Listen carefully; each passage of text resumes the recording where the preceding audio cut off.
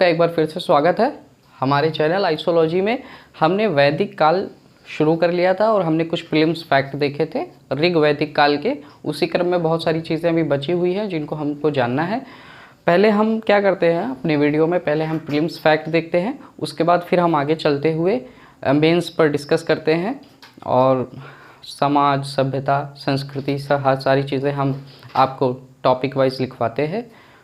हम आगे चलेंगे ऋग्वैदिक काल में। ऋग्वैदिक काल के अभी प्रीलिम्स फैक्ट चल रहे थे।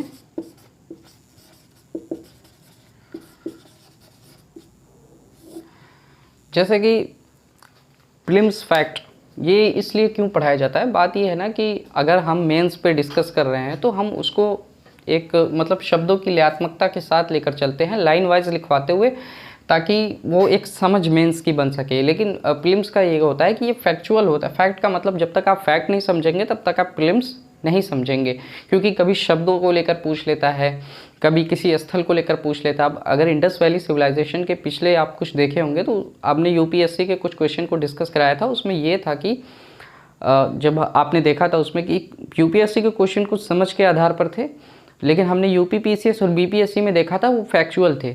तो हम इस तरह से आपको करा रहे हैं कि किसी भी एग्ज़ाम में, चाहे वो यूपीएससी, बीपीएससी या किसी भी स्टेट पीसीएस का हो, उसके प्रीलिम्स फैक्ट आपके ना छूटे और जो क्वेश्चन वहाँ से पूछे जाते हैं ईजियर वन लाइनर, वो तो बिल्कुल ना छूटे। उसके बाद जो समझ आपकी क्रिएट हो जाती है, थोड़ा बहुत प्रीलिम्स में भी हम डिस्कस कर देते हैं, उसके बाद मेंस में तो पूरी तरह से हर एक टॉपिक को ठीक से डिस्कस किया जाता है।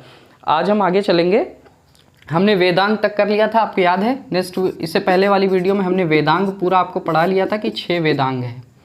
देखिए सिंधु घाटी सभ्यता जब हम पढ़ रहे थे और ऋग्वैदिक सभ्यता में बहुत डिफरेंस आ जाता है और एक काल का भी डिफरेंस है, एक समय का भी डिफरेंस है। हमने माना था कि आर्य जो थे जब वो भारत आए, उन्होंने सिंधु घाटी सभ्यता का, इंडस वैली सिविलाइजेशन का अंत करके उसके बाद यहाँ पर नई सभ्यता की नींव रखी थी। लेकिन अब यहाँ क्या देखने की बात है कि आज के जो नए शोध हो रहे हैं, क्योंकि इतिहास एक क्रम में चलता आ रहा है कि नई चीज़ें आती रहती हैं और नए ह्यूमन डेवलपमेंट होते रहे कि हम नई चीज़ों को समझते हैं, नई तकनीकी आती है, कभी सेटेलाइट से और सारी चीज़ों से। तो ये भावना बहुत हिसाब से खंडित हुई है कि आर्यों ने सिंधु घाटी सभ्यता की संस्कृति या सभ्यता को नष्ट नहीं किया था। वो जो हमने बताया था आपको, पर्यावरणीय असंतुलन, वही उसका मान्य मत था। उसके पीछे कारण भी है कि कोई सभ्यता किसी, जैसे कि अब सिंधु घाटी सभ्यता में ऐसी बहुत सारी चीज़ें हैं जो आज भी विद्यमान हैं। आप ये मानते हैं, हम भी मानते हैं और हम और आप कहीं ना कहीं उसको फॉलो भी करते हैं। अगर कोई संस्कृति या सभ्यता एकदम से पूरी तरह नष्ट हो जाती है, जैसे हमने आपको बताया था मेसोपोटामिया की सभ्यता, मिस्र की सभ्यता और ग्रीस की सभ्यता, वहाँ जो चीज़ें विद्यमान थी वो आज देखने को नहीं मिलती है। लेकिन इंडस वैली सिविलाइजेशन में जो सारी चीज़ें थी वो आज भी हमको देखने को इसलिए मिलती है कि वो निरंतर चली आ रही है। इसीलिए हमने आपको बताया था कि यूपीएससी में इसी तरह का क्वेश्चन पूछा था कि जो चीज़ें चली आ रही है वो हमारे जीवन में आज भी कितनी महत्वपूर्ण है और हमारे समाज में क्या स्थान रखती है, उसी से रिलेटेड क्वेश्चन था। तो आगे हम लिखेंगे वेदों से संबंधित ब्राह्मण। वेदों से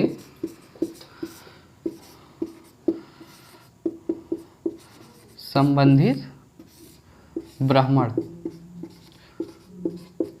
आप इधर वेद लिख लेंगे ऐसे करके, इधर ब्राह्मण लिख लेंगे, ठीक है, ऐसे लिख लीजिए।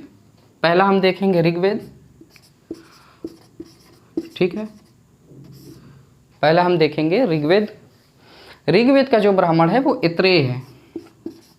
ये पूछता है, आप देखेंगे, आप जाके जैसे कि आप कुछ भी पढ़ते हैं, किसी टॉपिक से शुरू करने से पहले मेन सिद्धांत होता है वो क्या होता है कि आप जाके उसके पहले क्वेश्चन चेक कर लें, तो आपको एक छोटा मोटा आइडिया हो जाता है और बहुत अच्छे स्तर तक ये आइडिया हो जाता है कि आगे हम चल के हमको किन चीज़ों पर ध्यान देना है, किन चीज़ों पर एवरेज रहना है और किन चीज़ों को छोड़ना है। एक चीज़ याद रखिए, पढ़ने से ज़्यादा यूपीएससी इतना बड़ा अपने आप में सिलेबस है कि इसको पूरी तरह कवर नहीं किया जा सकता। पढ़ने से अधिक छोड़ने की प्रकृति को अपनाइए, और छोड़ने का मतलब ये है कि आपको पता रहना चाहिए कि क्या चीज़ें हमारे लिए नुकसानदायक नहीं है। जैसे आप प्रीलिम्स में जाएंगे तो आपको एग्जैक्टली ये देखना पड़ेगा कि हम किन सब्जेक्ट पे अपनी ज़्यादा मजबूती रखते हैं और किस तरह से हम कितने क्वेश्चन को टेकअप करेंगे तो हमारे प्रीलिम्स हो जाएगा, क्योंकि आप सारे क्वेश्चन को नहीं कर सकते। तो उस तरह का अप्रोच लेके चलना पड़ता है हर एक एग्ज़ाम में। और हम ये सोचते हैं कि जो इम्पोर्टेंट चीज़ें हैं जो पूछी जा चुकी हैं उस हिसाब से आपको डिस्कस कराते हैं। तो हम देख लिए ऋग्वेद में, ऋग्वेद का जो ब्राह्मण है वो इतरे है। उसके बाद सामवेद लिखिए, उसके बाद सामवेद, सामवेद का ब्राह्मण है पंचविश। इसके दो ब्राह्मण हैं, पहला लिख लीजिए, सामवेद का जो ब्राह्मण है वो पंचविश है और दूसरा जो है जैमिनी है। मैंने कुछ क्वेश्चन चेक किए थे बीपीएससी और यूपीएससी के भी, तो उसमें मैंने देखा था कि इन सब से रिलेटेड भी क्वेश्चन पूछा है कि ऋग्वेद का ब्राह्मण कौन सा है, और ऐसे तरह के क्वेश्चन आए हैं। तो इसलिए मैं इसको सारा कवर कर रहा हूँ ताकि आपको किसी भी तरह की कोई दिक्कत ना हो। आप किसी टॉपिक पर पढ़ें कहीं पर तो आपको उसकी पूरी अच्छी जानकारी मिलनी चाहिए, और इस क्रम में पढ़ें कि आपको एक दो बार में वो याद हो जाए और चीज़ें आपके माइंड में रहे। ठीक है, तो ये सामवेद का जो ब्राह्मण है वो पंचविश और जैमिनी है, इसको लिख लेंगे। और यजुर्वेद, यजुर्वेद का कौन है? शतपथ। यजुर्वेद का ब्राह्मण है शतपथ। फिर एक है अथर्ववेद, अथर्ववेद का ब्राह्मण है गोपथ। अथर्ववेद का ब्राह्मण है गोपथ।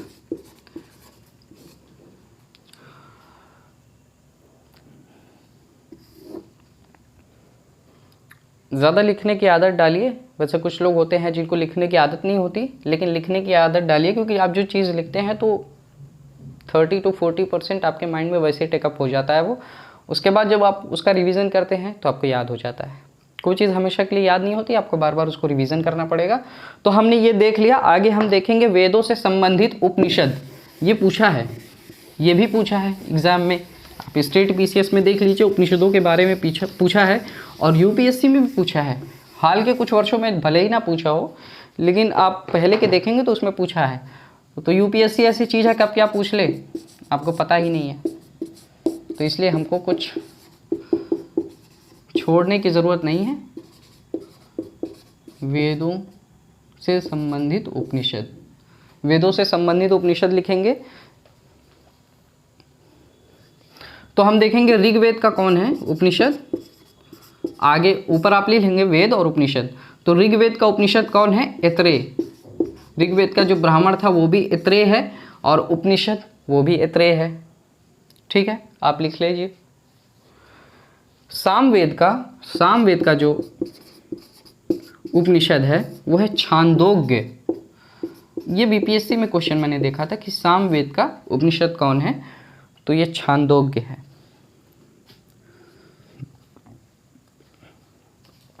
ठीक है, यजुर्वेद का कौन है? यजुर्वेद का बृहदारण्यक। बृहदारण्यक। फिर अथर्ववेद का कौन है? अथर्ववेद का मुंडक। अथर्ववेद का मुंडक। वेदों से संबंधित उपनिषद हैं ऋग्वेद का कौन सा है? इत्रे। सामवेद का छांदोग्य, यजुर्वेद का बृहदारण्यक, अथर्ववेद का मुंडक। तनाव मत लीजिएगा कि याद नहीं होगा, आप इसको 2-3 बार सुबह उठ के देख लीजिएगा। जैसे आपने आज पढ़ लिया, नोट्स बना लिया आपने, उसके बाद जब भी मॉर्निंग में उठिए इसको रिवीजन कर लीजिए। 2-3 बार रिवीजन करने पे आराम से आ जाएगा। अब हम देखेंगे वेदों से संबंधित आरण्यक। इसको नोट कर लीजिए आप, वेदों से संबंधित आरण्यक। वेदों से संबंधित आरण्यक आप हेडिंग डाल के लिखिएगा। तो वेद और आरण्यक। हमने आपको बताया था कि आरण्यक क्या होता है। आरण्यक वो होता है कि जो वन में जो लोग रहते हैं, वो जो रचनाएं करते हैं, उनको आरण्यक कहते हैं। और कभी कभी ऐसा भी प्रश्न होता है कि जंगल में जो रहने वाले लोग थे, जो वनों में रहने वाले लोग थे, वो जो साहित्य लिखते थे उनको भी आरण्यक कहा जाता था, और वो जो साहित्य लिखते थे उनको भी आरण्यक कहा गया है। तो ऋग्वेद का आरण्यक क्या है? ऋग्वेद का आरण्यक है इत्रे। हमने देखा कि इसका ब्राह्मण भी इत्रे है, उपनिषद भी इत्रे है, और आरण्यक भी इत्रे है। ठीक है, और सामवेद का जो है छांदोग्य और जैमिनी। छांदोग्य ये हमने ब्राह्मण में देखा था, इसका छांदोग्य और जैमिनी वही है, आपको ध्यान रहना चाहिए, ठीक है। छांदोग्य और जैमिनी। यजुर्वेद का जो है बृहदारण्यक, यजुर्वेद का जो है बृहदारण्यक। अथर्ववेद का कोई नहीं है, अथर्ववेद का कोई भी आरण्यक नहीं है। हमने चर्चा कर ली थी, हमने बताया था आपको कि ऋग्वेद क्या है, सामवेद क्या है, यजुर्वेद क्या है, अथर्ववेद क्या है।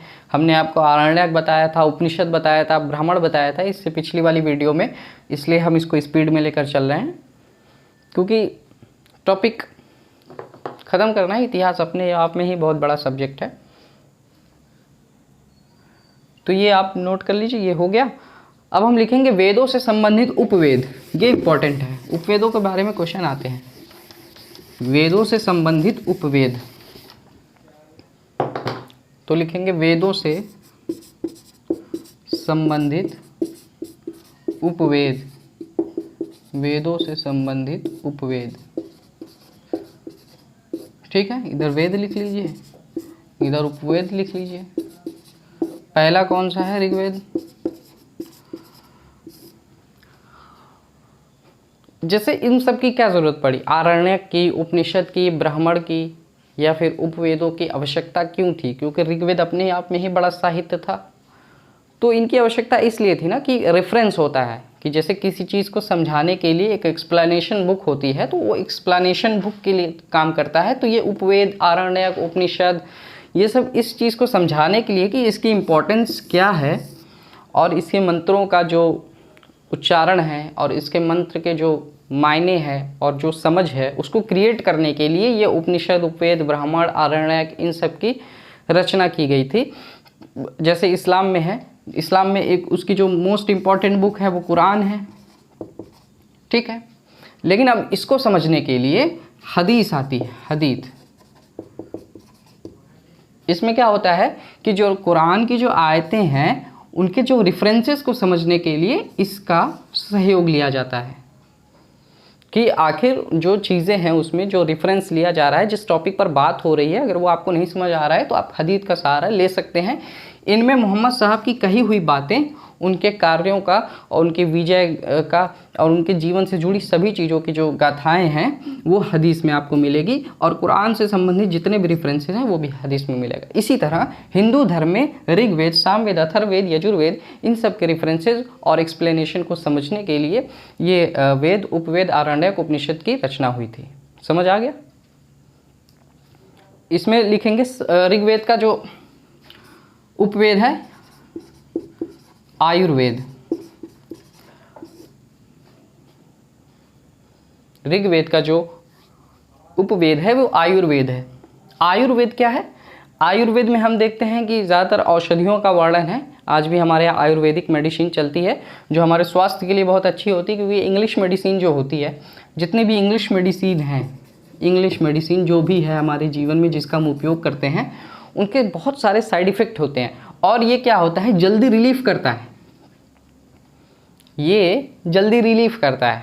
आप मध्यकाल में देखेंगे कि मुग़ल काल के एक बादशाह को सर दर्द हुआ, तो जो पश्चिम से, इंग्लैंड से आया हुआ यात्री था, उन्होंने उनको एक मेडिसिन दी, उस मेडिसिन से उनको तुरंत आराम हो गया, उनके बदले में उनको गिफ्ट दिए गए। तो ये जो है हमको तुरंत रिलीफ दे देती है, 10 मिनट, 15 मिनट, 1 घंटा के अंदर। लेकिन आयुर्वेद जो है इसकी अवधारणा बहुत बड़ी, कि ये किसी भी रोग को जड़ से ख़त्म करता है और आपके जो शरीर पर प्रभाव है, इसका साइड इफ़ेक्ट है, वो न्यूनतम से न्यूनतम हो। तो ये उस समय के अपने आप में सबसे बड़ा विज्ञान है, और आज भी है, इसमें शोध भी हो रहे हैं। और हमारे प्रधानमंत्री नरेंद्र मोदी जी के द्वारा बहुत सारे आयुर्वेदिक संस्थानों की स्थापना की गई है और आयुर्वेद के क्षेत्र में हम काम कर रहे हैं। तो ये हमारे पास खुद ही अपने एक मेडिसिन का बहुत बड़ा साहित्य हमारे पास है, और जो पहले से चला आ रहा है। होम्योपैथिक जैसे यूनान का है, यूनानी मेडिसिन यूनान की है, होम्योपैथिक। तो ये सब सारी चीज़ें जो बाहर से है, लेकिन हमारे पास आयुर्वेद पहले से ही है, तो हम इसमें भी रिसर्च करके देख सकते हैं, हो सकता है हमको कुछ नया मिल जाए। तो सामवेद का जो आप लिखिए कि सामवेद का जो उपवेद है वो गंधर्व वेद है। इस तो हम आपको बताया था कि गंधर्व वेद जो है वो है सामवेद का जो उपवेद है। इनका रेफरेंसेस हमने आपको बता दिया है कि इनकी रचना किस लिए की जाती होगी। और यजुर्वेद का जो है उपवेद है धनुर्वेद। धनुर्वेद इनके अपने अलग अलग मायने हैं और अलग अलग साहित्य इनका है। और अथर्ववेद का जो है वो शिल्पवेद। अथर्ववेद का जो उपवेद है वो है शिल्पवेद। ठीक है, ये कुछ फैक्ट्स चल रहे हैं। जैसे कुछ लोग वीडियो में नए होते हैं तो वो ये कहते हैं कि ये तो पूरा फैक्चुअल हो रहा है जैसे लूसेंट की तरह। आप इन शब्दों को नहीं समझेंगे, आप ये नहीं जानेंगे कि इनका रेफरेंस क्या है। तो जब आप मेंस का डिस्कशन करेंगे, मेंस का आंसर लिखेंगे, तो इनके जब रेफरेंसेस आपको दिए जाएंगे तो वहाँ इतना समय थोड़ी ना होगा कि हम आपको बताएंगे। क्योंकि एग्जाम्पल जैसे हमने आपको सिंधु घाटी सभ्यता समझाया था, तो हम जब कोई भी टॉपिक पे बात कर रहे थे, जब समाज के बारे में बात कर रहे थे कि हम उसकी समाज का आकलन इस तरह करते हैं, तो उसके साक्ष्य भी दे रहे थे कि यहाँ से ये मिला है, इस आधार पर ये कहा जा सकता है। तो आपको पता रहना चाहिए कि कौन सा स्थल कहाँ है, किस नदी के किनारे है, वहाँ से क्या मिला है। तो ये माइंड में बैठ जाता है। तो बस इन्हीं को बैठा लीजिए, उसके बाद मेंस तो आपको याद करना ही नहीं है, उस बस एक समझ क्रिएट करनी है, इन्हीं सबको रेफरेंस दे के लिखना है। इसीलिए ये इंपॉर्टेंट होता है। आगे चलेंगे, आगे लिखेंगे और कुछ चीज़ें बता देता हूँ जो मुझे लगता है कि बताना ज़रूरी है प्रीलिम्स फैक्ट में। बाकी और जो चीज़ें हैं सब कवर हो जाएगा मेंस में। ठीक है, जो यहाँ की संस्कृति थी वो कैसी थी, कल्चर जो था, जैसे हमने देखा था कि सिंधु घाटी सभ्यता का जो कल्चर था वो नगरीय था, शहरी क्रांति थी। और भारत की प्रथम नगरीय क्रांति जो है, भारत की प्रथम नगरीय सभ्यता जो है वो सिंधु घाटी सभ्यता थी। और हमने ये देखा था कि हमने आपको बताया था कि भारत में जो द्वितीय नगरीय क्रांति आती है, द्वितीय नगरीय सभ्यता, वो महाजनपद काल में जब मगध का उत्कर्ष हो जाता है तो उसको द्वितीय, जब लोहे का आविष्कार हो जाता है और बड़ी मात्रा में खाद्य भंडार होने लगता है और बहुत सारी चीज़ें लोग जानने लगते हैं, एक सभ्यता का विकास हो जाता है, तो वो द्वितीय नगरीय सभ्यता थी, प्रथम वो थी। ये संस्कृति पूरी तरह से ग्रामीण है, ग्रामीण और कबीलाई संरचना। अब इसका अर्थ क्या है, जैसे ट्राइब्स आप जानते हैं, ट्राइब्स मतलब जो लोग कबीले वाइज रहते हैं। पहले इसका बड़ा महत्व था ट्राइब्स का, कबीलों की लड़ाई होती थी। आप जब इस्लाम के इतिहास पढ़ेंगे तो वहाँ ट्राइब्स की लड़ाई है, वहाँ ट्राइब से ही निकले हैं मोहम्मद साहब, और ट्राइब्स को लेकर लड़ाई है। कोई हाशमी है, कोई और भी तरह के हैं, ये हाशमी ट्राइब से थे मोहम्मद साहब। तो अलग अलग ट्राइब से, और आप एक चीज़ देखेंगे, इनमें एकता बहुत थी, इन ट्राइब्स में एकता बहुत थी। जैसे मोहम्मद साहब जिस ट्राइब से आते थे, इनके जब इन्होंने अपने विचार देने शुरू किए, इनको ज्ञान की प्राप्ति 40 वर्ष की उम्र में हुई थी। जब इनकी एज 40 वर्ष की हुई थी तो इनको ज्ञान की प्राप्ति 40 वर्ष की उम्र में हुई थी। ये जब अपने उपदेशों को लोगों को देने लगे तो सारा अरब जो ट्राइब्स था, जो अरब कबीले थे जितने भी थे, सब इनके खिलाफ हो गए कि ये क्या बोल रहे हो तुम, हम लोग जो पहले से फॉलो करते आ रहे हैं, दादा से हमारे दादा परदादा लोग फॉलो करते हैं, उसको हम कैसे बदल सकते हैं। लेकिन इनके ट्राइब्स में ये लोग इनकी विचारधारा से प्रभावित तो नहीं थे और ना मानते थे, लेकिन किसी भी पूरे अरब ट्राइब्स में किसी भी ट्राइब्स की इतनी हिम्मत नहीं थी कि इन पे अटैक कर दे, क्योंकि जो इनका ट्राइब्स था, हाशमी ट्राइब्स, ये इनके साथ था। और ये तब मुस्लिम नहीं हुए थे, ये इन्होंने तब इस्लाम को एक्सेप्ट भी नहीं किया था, लेकिन अपनी कबीले के लिए जो कबीला चलता था कि ये कबीला तो वो जानते थे कि अगर हम इन पर अटैक करेंगे तो वो पूरा कबीला हम पर अटैक करेगा। तो उसी तरह का हम देखते हैं कि भारत में कि ग्रामीण संस्कृति तो कबीलों की लड़ाई हमको देखने को मिलेगी, एक कबीलाई संरचना देखने को मिलेगी। कुछ लोग इकट्ठा होकर एक जगह रहेंगे, एक क्षेत्र में, वहाँ वो कबीलाई संरचना पे काम करेंगे। तो ये समझ की बात है। आगे चलेंगे। यहाँ राजा जो होता था, राजा, इसको जनस्य कहा जाता था। जनस्य, गोपथ, बहुत सारी चीज़ों से जाना जाता था। जनस्य, गोपा, पुरोहिता, विशपति, जनस्य, गोपा, जनस्य, गोपा, विशपति, गणपति या गोपति, विषपति, गणपति। गणेश जी को हम लोग गणपति कहते हैं ना, तो इसका अर्थ होता है राजा। अब यहीं से देख लीजिए, गणपति। इसी तरह गण का मतलब होता है जहाँ लोग रहते हैं, और गण का मतलब एक भौगोलिक संरचना में एक आबादी, लोगों की संरचना। तो गणपति, विषपति, गोपा, जनस्य, ये राजा को कहा जाता था उस टाइम पर। अब फिर आगे लिखेंगे, आगे तो हम लिखवाएंगे आपको और सारी चीज़ें। अब देखेंगे कि थोड़ा स्त्रियों के बारे में, महिलाओं की दशा देख लेंगे।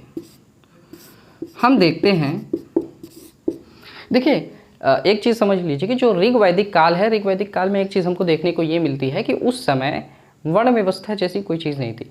क्योंकि आपको हमने बताया था कि ऋग्वेद में जो सबसे लास्ट में जो 10वां मंडल जोड़ा गया उसमें वर्ण व्यवस्था की बात की गई है, और वो सबसे नया है। ऋग्वेद में सबसे नया है। हमने आपको बताया था कि जब कुछ लोग जो अपने प्रभुत्व स्थापित कर लेते हैं, अपनी सत्ता स्थापित कर लेते हैं, तो अपनी सत्ता को निरंतर बनाए रखने के लिए कुछ प्रयास करते हैं, तो कुछ चीज़ें शामिल करते हैं जो पहले से नहीं थी। तो आप देखेंगे वहाँ वर्ण व्यवस्था जैसी कोई ऋग्वैदिक काल में चीज़ नहीं थी। यहाँ महिलाओं की भी स्थिति अच्छी थी, लोग प्रेम भाव से रह रहे थे, ग्रामीण संस्कृति थी, या बहुत सारी चीज़ें जो आपको आकर्षित करती है कि वो एक ग्रामीण सभ्यता और एक हिंदू दर्शन जो एक महान दर्शन है, तो उसकी जानकारी हमको यहाँ से मिलती है। यहीं जस्ट इसके बाद ही उत्तर वैदिक काल में अपना प्रभुत्व स्थापित करने के लिए कुछ शक्तिशाली लोगों ने धर्म में कुछ कुरीतियों का आगमन किया। जैसे महिलाओं की दयनीय स्थिति हो गई, वर्ण व्यवस्था जैसी चीज़ आ गई। ये इसलिए नहीं कि ये धर्म में है, ये इसलिए कि कुछ प्रभुत्वशाली लोगों ने अपने हिसाब से इसको शामिल किया ताकि वो अपने राज्य को निरंतर बनाए रखें, अपनी जो प्रभाव है, अपनी प्रभावशीलता, प्रभुत्व को निरंतर बनाए रखें। इसी क्रम में देखिए इस समय सभा, अभी हम आपको बताएंगे सभा क्या है, समिति क्या है, विधत क्या है, लेकिन आप इतना लीजिए जो स्त्रियों की स्थिति थी, ये सभा, समिति व विधत तीनों में भाग ले सकती थी, तीनों में भाग ले सकती थी। लेकिन जब हम उत्तर वैदिक काल के प्रीलिम्स फैक्ट पढ़ेंगे तो उसमें क्या हम देखते हैं कि सभा, समिति व विधत में ये भाग नहीं ले पाती थी। इनको भाग लेने से, पार्टिसिपेट करने से इनको मना कर दिया गया था कि यू कांट पार्टिसिपेट। ठीक है, तो सभा, समिति व विधत तीनों में भाग ले सकती थी, ये तीनों में भाग ले सकती थी। ठीक है, ये स्त्रियों की स्थिति थी।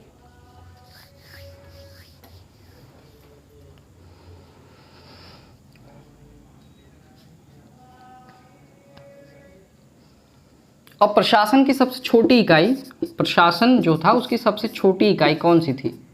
प्रशासन की सबसे छोटी इकाई कुल या परिवार, कुल या परिवार, ये तो आज भी हमको देखने को मिलता है। जैसे कुल या परिवार थी, तो प्रशासन की सबसे छोटी इकाई कुल या परिवार थी। ये आज भी हमको देखने को मिलता है कि नहीं? जैसे आप आते हैं देखते हैं कि सबसे ऊपर सेंट्रल गवर्नमेंट है, प्रधानमंत्री जी हैं, उसके नीचे स्टेट गवर्नमेंट है, मुख्यमंत्री हैं, उसके नीचे हमारा जिला आता है, उसके नीचे और लोग आते हैं, ब्लॉक आता है, ग्राम आता है, फिर ग्राम प्रधान आता है। लेकिन जब हम अपने परिवार में आते हैं उसमें भी एक मुखिया होता है, वो हमारे पिता होते हैं, पिता नहीं है तो माता जी है, माता जी नहीं है तो बड़ा भाई है। तो इस तरह से चलती है प्रशासन की इकाई। तो परिवार की जो प्रशासन की सबसे छोटी इकाई थी वो परिवार है। हमारे जीवन से संबंधित जो बड़े फैसले होते हैं वो कौन लेता है? आप देखते हैं कि हमारा परिवार लेता है, और ख़ासकर हमारे पेरेंट्स लेते हैं। तो ये जो चीज़ें आ रही हैं ये ऋग्वैदिक काल से ही आ रही हैं, और ये बहुत पहले से ही चला आ रहा है। मतलब 3000 साल पहले से हम इसी को फॉलोअप करते चले आ रहे हैं। हमने आपको बताया था कि इंडियन कल्चर, जो सुप्रीम कोर्ट ने कहा था कि Hinduism is not a religion, Hinduism is a culture. तो आप इसको समझेंगे थोड़ा बारीकी से, क्योंकि हमने कहा था कि आप यूपीएससी स्टूडेंट हैं, तो हम लोग को न्यूट्रल, निष्पक्ष होकर बात करनी है। हम ना किसी के पक्ष में है ना विरोध में है। अगर किसी भी ऐतिहासिक चीज़ का हम आकलन करते हैं तो हम निष्पक्ष तौर पे करते हैं कि हमारे पास जो स्रोत है हम उस पर बात करते हैं, उसका विश्लेषण करते हैं, ना हम किसी के विरोध में हैं ना किसी के समर्थन में हैं। ठीक है, ये हो गया आगे। अब हम आगे चलेंगे कि जो जन था, जन, ये प्रशासन की सर्वोच्च इकाई थी। प्रशासन की सर्वोच्च इकाई क्या थी? जन। प्रशासन की ये सर्वोच्च इकाई थी। ये प्रशासन की सर्वोच्च इकाई थी। अब इसको आज के समय में कैसे देखते हैं कि जब हम जिले की बात करते हैं, जिला ये तो मुख्यतः फारसी शब्द है, लेकिन जब हिंदी में हम लिखते हैं तो इसको जनपद लिखते हैं। क्या लिखते हैं? जनपद। तो जन जो है वो प्रशासन की सर्वोच्च इकाई थी कि जो कबीले का जो प्रमुख होता था, एक कबीला मिलकर जन बनाते थे, कई कबीले मिलकर भी जन बनाते थे, और इस तरह जो प्रशासन की सर्वोच्च इकाई थी वो जन थी। और प्रशासन की जो सबसे छोटी इकाई थी वो परिवार थी। हम आज भी देखते हैं हमारे ज़िले में जहाँ हम रहते हैं, जिस शहर में रहते हैं, वहाँ जनपद तो होता ही है। जनपद में एक मुखिया होता है जो जिला अधिकारी होता है। तो वो सारी चीज़ें निरंतर चली आ रही हैं। प्रशासन की एक ठीक ठाक समझ हम लोग के पास थी, और प्रशासन की वो जो नींव थी और प्रशासन की वो नियम थे, वो जो समझ थी, वो आज भी निरंतर चली आ रही हैं, जो आज के समय भी उतना ही महत्वपूर्ण है जितना पहले थी। तो इस बात को आप समझते हुए चलेंगे, आगे चलेंगे हम लोग। हमने देख लिया। और इस समय राजा जो है वो अस्थाई सेना नहीं रखता था, अस्थाई सेना नहीं रखता था। अब इसका मतलब बता रहे हैं हम, ये क्यों है, इसका कारण भी बता रहे हैं, इसको समझा भी रहे हैं कि राजा अस्थाई सेना नहीं, ट्राइब्स हैं, कबीले हैं। अब छोटे छोटे कबीले हैं, उनकी पॉपुलेशन क्या होगी? बहुत कम होगी, उनकी पॉपुलेशन बहुत कम होगी, ठीक है। अब पॉपुलेशन पहले से ही कम है, और पहले हम कुछ लोगों को सैनिक कार्य में सिर्फ लगा देंगे, आर्टिलरी में सिर्फ लगा देंगे, तो एग्रीकल्चर कौन संभालेगा, ट्रेड कौन करेगा, और बाकी जो पारिवारिक चीज़ें हैं। तो वहाँ पर क्या व्यवस्था थी, और ये ऐसा हर जगह था। ये जब हम इस्लाम का इतिहास पढ़ते हैं तो यहाँ अरब में भी था, इराक ईरान में भी था, और इधर पूरे तो भारत में था ही। भारत बहुत दूर तक फैला हुआ था, एक बहुत बड़ी संस्कृति थी, तो वो चीज़ें रिलेट करती हैं। तो ये ट्राइब्स क्या करते थे, जब कोई दूसरा ट्राइब इन पर हमला करता था या इनके किसी एक भी व्यक्ति पर हमला करता था, एक भी व्यक्ति पर हमला करता था, तो वो जो किसान होते थे या जो परिवार होता था, परिवार का मुखिया जो होता था, कोई भी जो होता था, वो सब हथियार उठा के वो सब एक साथ उस ट्राइब के लिए लड़ते थे। और यहाँ ये भी नहीं था कि कोई ट्राइब्स पर एक मुश्त हमला करे, तब उसके एक भी व्यक्ति को किसी दूसरे ट्राइब ने अगर हानि पहुँचाई तो ये पूरा कबीला उस पर आक्रमण करता था। और यही चीज़ें हम अरब में देखने को मिलती है। जब इस्लाम का उदय हो रहा था तो यही सारी चीज़ें थी, और इन्हीं चीज़ों ने प्रश्रय दिया था, इन्हीं सब थॉट्स ने, कि भाई भले से ही उनकी विचारधारा अलग है, उनका अपना एक मानना है, लेकिन वो मेरे कबीले के हैं, तो उन पर कोई हाथ नहीं उठा सकता। अगर किसी ने ऐसा किया तो मैं भी हमला करूँगा। मैंने आपको जो समझाया था। तो ये ट्राइब्स यही थे कि एक भी व्यक्ति था, व्यक्ति के ऊपर हमला होता तो सब करते थे, और हम नहीं रख सकते थे कोई अस्थाई सेना। तो वो जो सेना का काम करते थे, यही किसान, यही मुखिया, यही परिवार के छोटे लोग, जो सब लोग मिल के लड़ते थे। उस वक्त कोई अस्थाई सेना नहीं थी। ये क्वेश्चन भी पूछा जा चुका है। आगे चलेंगे हम लोग, देखेंगे। अब हमने कहा था आपको जो सभा, समिति और विधत के बारे में बताया था, तो सभा, समिति और विधत के बारे में जो हमने बताया था, तो सभा क्या है आप उसको समझ लीजिए। ये सर्वश्रेष्ठ लोगों की सभा, जो अभिजात वर्ग के लोग थे। अभिजात वर्ग से आशय समझ रहे हैं ना, आज के भी टाइम में अभिजात वर्ग होता है। अभिजात वर्ग का मतलब होता है कि जो फाइनेंशियली ठीक है और उनके पास पावर भी है। आज के समय में जो मंत्री हैं, विधायक हैं, बिजनेसमैन हैं, जिनकी अच्छी स्थिति है, वो सारे अभिजात वर्ग में आते हैं। तो ये सभा जो थी, ये अभिजात वर्ग की संस्था थी, अभिजात वर्ग की संस्था थी। यहाँ संभ्रांत लोग, सामंत लोग, जो जिनका ट्राइब्स में ठीक ठाक अपना प्रभुत्व था, तो उन लोगों की एक संस्था थी जिसे सभा कहा जाता था। और इन्हें तथा अभिजात वर्ग की संस्था तथा कुछ न्याय अधिकार इनको प्राप्त थे, कुछ न्याय अधिकार इनको प्राप्त थे। न्याय अधिकार का मतलब, जैसे कि कोई कॉन्फ्लिक्ट होता था, कोई डिस्प्यूट होता था ट्राइब्स में, ट्राइब्स में मान लीजिए उस कबीले में कोई डिस्प्यूट हो गया, कोई विवाद हो गया, तो उन सब को सुलझाने के लिए जो संस्था थी वो सभा थी।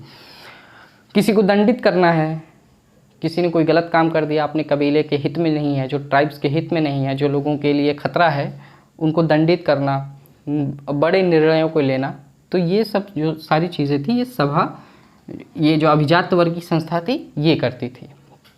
ठीक है, इसको लिख लेंगे, समिति लिखेंगे, फिर समिति। अब समिति क्या थी? ये सामान्य वर्ग के लोगों की संस्था थी। सामान्य वर्ग, जनरल क्लास, सामान्य वर्ग के लोगों की संस्था थी। आज भी सामान्य वर्ग के लोग हैं, सामान्य वर्ग के लोगों की संस्था थी, जिसे मिडिल क्लास के नाम से जानते हैं। देखिए एक चीज़ और समझा दे, पहले जो होता था एक गरीब होता था या अमीर होता था, दो होते थे, मुख्यतः यही होते थे। जब हमने कदम रखा आधुनिक काल में और जब औद्योगिक क्रांति आई, उस औद्योगिक क्रांति के फलस्वरूप एक नए वर्ग की उत्पत्ति हुई जिसे हम मिडिल क्लास जानते हैं, जिसे हम मिडिल क्लास के नाम से जानते हैं।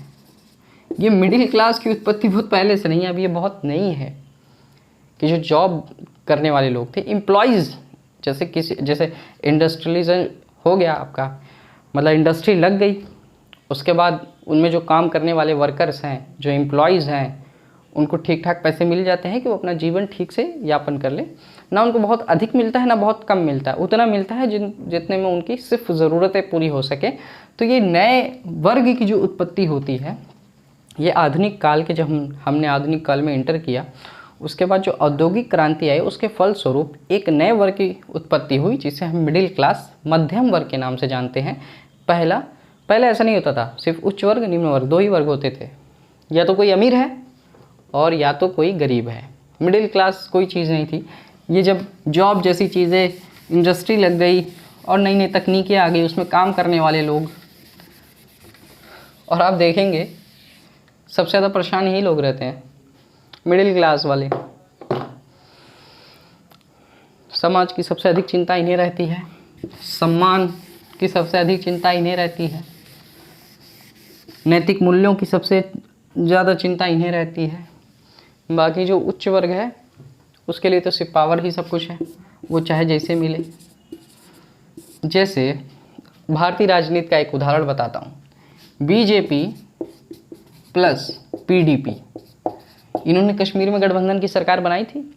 ये दोनों अपने आप में एक दूसरे के बहुत अलग विचारधारा की दोनों पार्टियां। एक कश्मीर की पार्टी है महबूबा मुफ्ती की, और एक बीजेपी आप जानते ही हैं, जिनके मान लीजिए इसके राष्ट्रीय अध्यक्ष तो जेपी नड्डा जी हैं, लेकिन इसके सर्वोच्च नेता नरेंद्र मोदी जी हैं।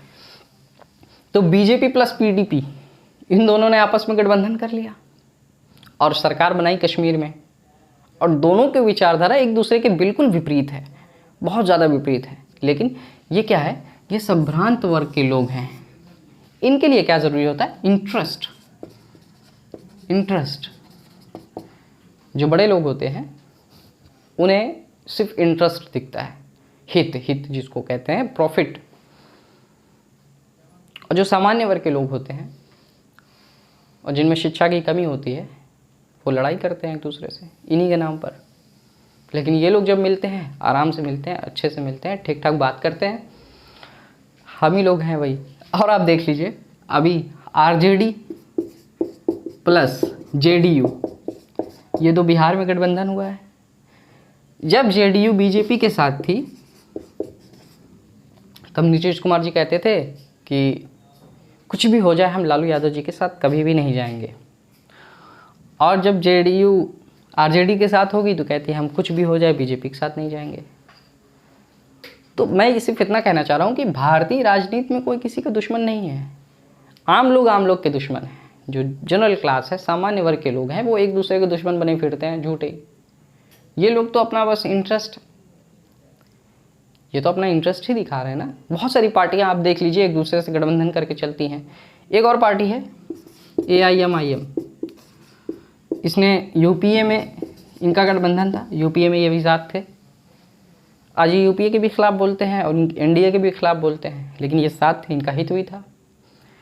तो ये जो संभ्रांत वर्ग के लोग होते हैं, जो एजुकेशन वाले लोग होते हैं, जो एजुकेटर होते हैं, एक तरह से उनमें बहुत शिक्षा होती है, लेकिन वो शिक्षा का जो दुरुपयोग करते हैं ना, वो हम लोग के मन के साथ खेलते हैं, हमारी भावनाओं के साथ खेलते हैं। भारत में जो जनता है वो बहुत इमोशनल जनता है, बहुत भावनात्मक है। तो इस चीज़ को सिर्फ समझने की आवश्यकता है। और एक चीज़ देख लीजिए, हम जब पढ़ेंगे आधुनिक काल, उसमें हम देखेंगे जो हिंदू सभा थी, हिंदू महासभा, इनकी मांग थी कि हिंदू राष्ट्र बने, ठीक है। और मुस्लिम लीग, इनकी मांग थी कि इन्हें मुस्लिम राष्ट्र दिया जाए, मुस्लिम राष्ट्र, ठीक है। ये दोनों एक दूसरे के विपरीत विचारधारा है। जब 1937 में विधानसभा के चुनाव हुए तो इन दोनों ने एक साथ गठबंधन करके सरकार बनाई थी। जब अंग्रेज़ों ने विधानसभा में, विधान परिषद के लिए, असेंबली के लिए चुनाव कराया था, तो ये जो सीटें आई थी उन हिसाब से ये दोनों लोगों ने एक साथ मिलकर सरकार भी बनाई थी, कुछ दिन चलाई भी थी। इस चीज़ को समझिएगा।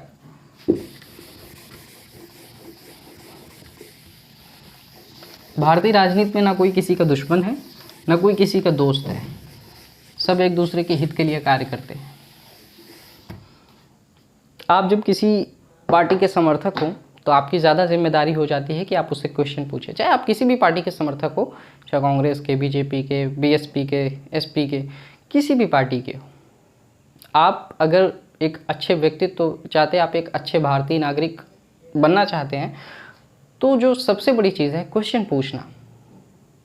आप जिस पार्टी के समर्थक है सबसे ज़्यादा प्रश्न उन्हीं से पूछे, ताकि उनमें डेमोक्रेसी बनी रहे। अंधा विश्वास किसी पर भी मत करिए। अगर कोई अच्छा कार्य करता है तो उसको अच्छा करिए। ये मत देखिए कि बीजेपी है वो एंटी मुस्लिम है और वो अगर कोई अच्छा काम करती है तो हम उसकी सराहना क्यों ना करें। इसलिए ना करें कि वो एंटी मुस्लिम जैसी छवि है उसकी, ऐसे तो कोई बात नहीं। अगर वो कोई गलत काम करेगी तो उसको गलत कहिए, अच्छा करती है तो उसको अच्छा कहिए, तब आप एक अच्छे भारतीय नागरिक हैं। इन सब के बारे में कभी इन लोग के चक्कर मत पड़िएगा।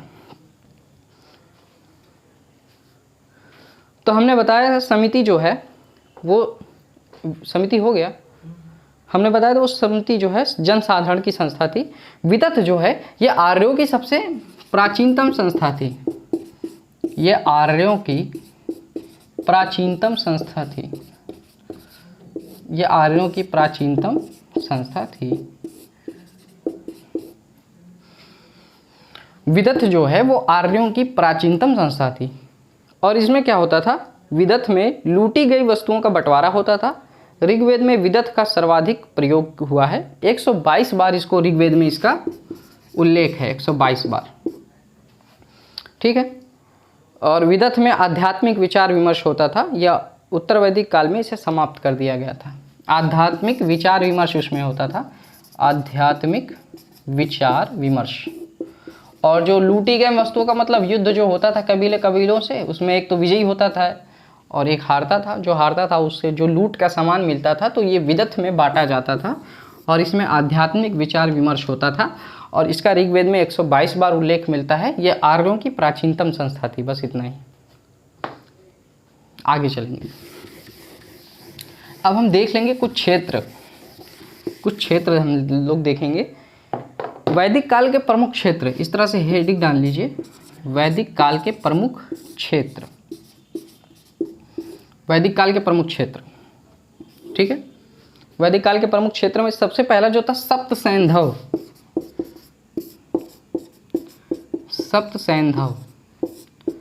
सप्त सैंधव का मतलब होता है कि सिंधु नदी की जो नदियाँ थी उन क्षेत्रों में जो आबादी थी, उन क्षेत्रों में जो जनसंख्या थी, उन क्षेत्रों का जो भौगोलिक विस्तार था, उनको सप्त सैंधव क्षेत्र कहा जाता था, ठीक है। इनमें क्या आती थी, सिंधु, रावी, व्यास, सतलज, सिंधु, रावी, व्यास, सतलज, झेलम, चिनाब, चेनाब। अभी हम ये तो इसके आधुनिक नाम है जो आज हम लेते हैं, इसके पुराने नाम भी हम देखेंगे कि ऋग्वेद में इसको क्या कहा जाता था। ये होगी 1 2 3 4 5 6। एक और नदी है सरस्वती, अब विलुप्त हो गई है, जो हरियाणा के क्षेत्र में मुख्यतः थी। तो ये सप्त सैंधव क्षेत्र कहा जाता था। ये सिंधु नदी इसकी सबसे मुख्य नदी है और ये सब इसकी सहायक नदियां हैं, जितनी भी हैं ये सब इसकी सहायक नदियां हैं। तो सिंधु, रावी, व्यास, सतलज, झेलम, चेनाब, सरस्वती, ये जो है ये जो क्षेत्र था इन नदियों का, इन नदियों का जो भौगोलिक विस्तार था, यहाँ पर जो जनसंख्या थी, यहाँ पर जो कबीले थे, इन क्षेत्रों को सप्त सैंधव क्षेत्र कहा जाता था। ठीक है, आगे चलेंगे। ब्रह्मवर्त एक क्षेत्र होता था, ब्रह्मवर्त, आर्यवर्त, इस तरह से आपको क्षेत्र देखने को मिलेंगे। तो ब्रह्मवर्त कौन क्षेत्र था? दिल्ली के समीप का क्षेत्र, दिल्ली के समीप का क्षेत्र जो होता था उसे ब्रह्मवर्त कहा जाता था, दिल्ली के समीप का क्षेत्र। तो ब्रह्मवर्त किसको कहा जाता था? ये दिल्ली के समीप का जो क्षेत्र था उसको ब्रह्मवर्त कहा जाता था। और ब्रह्म ऋषि, तो ब्रह्म ऋषि में क्या होता था? ये गंगा यमुना का जो गंगा यमुना दोआब का जो क्षेत्र था, गंगा और यमुना दोआब का क्षेत्र, गंगा यमुना दोआब क्षेत्र को ब्रह्म ऋषि कहा जाता था। गंगा यमुना दोआब क्षेत्र को ब्रह्म ऋषि कहा जाता है। ठीक है, सिंधु, रावी, व्यास, सतलज, झेलम, चेनाब, सरस्वती, ब्रह्मवर्त दिल्ली के समीप का क्षेत्र है, ब्रह्म ऋषि गंगा यमुना दोआब क्षेत्र। ठीक है, हमने आर्यवर्त बताया, अभी इसको लिख लीजिए। फिर हम आर्यवर्त, आर्यवर्त कौन सा है? हिमालय से, जो हिमालय है हमारे उत्तर में, हिमालय से अरावली पर्वत, अरावली पर्वत राजस्थान जो दिल्ली का तक जाता है, हिमालय से अरावली पर्वत का क्षेत्र, हिमालय से अरावली पर्वत का जो क्षेत्र है उसे हम आर्यवर्त कहते थे। और ख़ासकर आप देखेंगे जो हिमालय से अरावली का क्षेत्र है इनमें सभी आ जाते हैं, गंगा यमुना दोआब क्षेत्र भी आ जाता है लगभग, दिल्ली का समीप का क्षेत्र आ जाता था, ये पूरे आ जाते हैं लगभग, क्योंकि हिमालय तो उधर भी है, हिमालय की शाखाएं, तो ये सारी चीज़ें आ जाती हैं। आर्यवर्त इसको बोलते थे, आप लिख लेंगे। दो बचे हैं, दक्षिणापथ, उत्तरापथ। दक्षिणापथ उसको कहा जाता था विंध्याचल पर्वत के दक्षिण का भाग, जो विंध्याचल है, विंध्य पर्वत जो है उसके जो दक्षिण का भाग है उसको क्या कहा जाता था? दक्षिण का भाग। और उत्तरापथ विंध्याचल के उत्तर में हिमालय का प्रदेश, जो विंध्य पर्वत है उसके ऊपर का जो क्षेत्र है उसे उत्तरापथ, और इसको लिख लीजिएगा ऐसे ही, उत्तरापथ किसको बोलेंगे? विंध्य पर्वत के ऊपर का क्षेत्र या उत्तर का क्षेत्र हिमालय तक, उसको उत्तरापथ कहते थे। दक्षिणापथ किसको कहते थे? विंध्य पर्वत के दक्षिण का क्षेत्र, विंध्य पर्वत के दक्षिण का क्षेत्र का मतलब कि दक्षिण भारत, तो उसको दक्षिणापथ कहते थे। तो ये 6 हो गया, 6 प्रमुख क्षेत्र हैं वेदों के। अब हम आगे चलेंगे, देखेंगे धीरे धीरे, बाकी चीज़ें तो हम आपको मेंस में समझा देंगे, कुछ लिख लीजिए आप। देखिए, एक शब्द है अमाजू। अमाजू किसे कहते थे? जो अविवाहित लड़कियां होती थी उनको अमाजू कहा जाता था। अविवाहित लड़कियां, इनको क्या कहा जाता था? अमाजू। अघन्या किसको कहा जाता था? गाय को कहा जाता था। इसका अर्थ क्या होता है? जिसको ना मारा जा सके या जिसकी हत्या ना की जा सके उसको, इसको अष्टकर्णी भी कहते थे। गाय को अष्टकर्णी भी कहते थे, गाय को अष्टकर्णी भी कहते थे। तो ये आप लिखते हुए चलेंगे, इसको देखते हुए चलेंगे। अभी तो हम जब समाज आपको पढ़ाएंगे, ऋग्वैदिक समाज, उसमें हम आपको सारी चीज़ें बताएंगे कि व्यक्ति की पहचान गोत्र से होती थी, समाज क्या होता था और समाज कितने वर्गों में बटा था, तो उन सबको लिखाने की ज़रूरत नहीं। बाल विवाह, तलाक, सती प्रथा, पर्दा प्रथा, बहुपली प्रथा का प्रचलन नहीं था इसमें। जो है, जैसे हम पर्दा प्रथा कहाँ देखे थे? हमने वहाँ देखा था सिंधु घाटी सभ्यता में, लेकिन हमने यहाँ जब हम ग्रामीण ट्राइब्स में आ गए, उसका एक कारण भी है, पर्दा प्रथा यहाँ नहीं थी। ट्राइब्स हैं, ट्राइब्स कैसे बनते थे? जो एक ही ख़ानदान के लोग थे, अक्सर ऐसा होता था, जो एक ही खानदान या एक ही पुरुष से उत्पत्ति होती, तो वो जब ढेर सारा परिवार हो जाता था वो ट्राइब्स में बदल जाता था। तो यहाँ पर्दा प्रथा की आवश्यकता ही नहीं, अपनों से क्या पर्दा प्रथा, तो यहाँ पर्दा प्रथा जैसी चीज़ नहीं थी। लेकिन हम सिंधु घाटी सभ्यता में देखते हैं कि नगरीय सभ्यता थी, बहुत सारे लोग वहाँ रहते थे, तो वहाँ पर्दा प्रथा जैसी चीज़ थी। ठीक है, अमाजू कहा जाता था, और ये हमने लिख लिया। कुछ और लिखेंगे। हमने आपको बताया था कर्ण शोभन, ये शब्दों की हम कुछ बात कर रहे हैं। कर्ण शोभन किसको कहते थे? कर्ण शोभन, कर्ण का मतलब कान ही होता है, तो इसका मतलब कान के आभूषण, कान के आभूषण, कान के आभूषण। जब हम ऋग्वैदिक समाज पढ़ाएंगे तो उनमें आपका सारा कवर करेंगे कि समाज कितने वर्गों में बटा हुआ था, स्त्रियों की स्थिति क्या थी और क्या क्या चीज़ें थीं, और ऋग्वैदिक काल में समाज जो 3 भागों में विभाजित था, पुरोहित और राजा और सामान्य वर्ग के लोग। पुरोहित जो पूजा पाठ का काम कराते थे, जो ऋग्वैदिक साहित्य पढ़ाते रहे होंगे, पूजा पद्धति और पूजा स्थल में जो सारी चीज़ें कर्मकांड, इन सबको देखते रहे होंगे। राजा शासन चलाता रहा होगा, सामान्य लोग पर शासन करता था। सामान्य लोग जो थे उनमें कृषक थे, मजदूर थे, श्रमिक थे, बहुत सारी चीज़ें थी, तो उन सब पर डिस्कस करेंगे। कर्ण शोभन आप लिख लीजिए, निष्क लिख लीजिए। निष्क, निष्क क्या था? ये गले का आभूषण था, गले का आभूषण था। आप जब मध्यकाल पढ़ेंगे तो सातवाहन काल में इस निष्क को सोने का सिक्का कहा गया, मतलब सोने के सिक्के को निष्क कहा जाता था, तो वहाँ रेफरेंस बदल जाता है। यहाँ निष्क मतलब गले का आभूषण होता था। और कुरीर, एक है कुरीर, ये क्या है? सिर पर धारण करने वाला आभूषण, सिर पर मुकुट की तरह जो धारण किया जाता है, सिर पर धारण करने वाला आभूषण। अभी तो लोग ये नहीं धारण करते हैं, लेकिन जब भी किसी देवी देवता को हम देखते हैं तो उनके अभी सर पर आज भी ये कुरीर हमको देखने को मिलता है। सिर पर धारण करने वाला आभूषण का मतलब वो मुकुट ही बना के या फिर कोई भी चीज़, किसी भी देवी देवता को आज भी हम देखते हैं तो उनको उनके सर पर धारण होता है आभूषण। अभी हम लड़कियों को भी देखते हैं, वो जो मांग टीका यूज़ करती हैं, उनका जो प्रयोग करती हैं, तो वो कुरीर ही है, सिर पर धारण करने वाला आभूषण जो ऐसे रहता है। तो उसमें हम देख लेंगे इसको। ठीक है, ज्योचनी, ज्योचनी, ज्योचनी, ये क्या होता था? अंगूठी। अंगूठी मतलब समझते ही हैं आप, अंगूठी। अंगूठी को क्या कहते थे? ज्योचनी।